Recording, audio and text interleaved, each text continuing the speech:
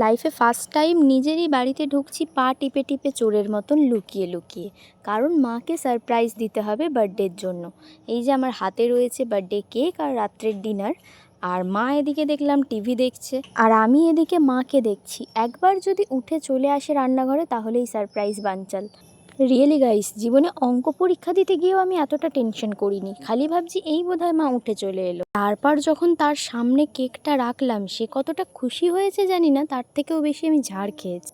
তারপর কেকটা আনবক্সিং করতে বুঝলাম আমার উড়নচণ্ডী মার্কা হাঁটার কারণে কেকও প্রায় উড়ে যাচ্ছিল। তো এবার আসি আসল পর্বে। জীবনে ফার্স্ট টাইম তিনি কেক কাটছেন, খুশি হয়েছেন ঠিকই, তবে সেটা তো উনি মুখে কিছুতেই প্রকাশ করবে না। এই যে এইটুকু টাইম হয়তো আমি ঝাড় খাইনি, বাকি টাইমটুকু তো আমায় ঝেড়ে ঝেড়েই কাটিয়ে দিল। এবার প্রশ্ন হলো, ঝাড়টা কেন খাচ্ছি? এই যে এইসব করছি, এগুলো হচ্ছে অকারণ টাকা খরচ, এইভাবেই আমি টাকা ধ্বংস করছি।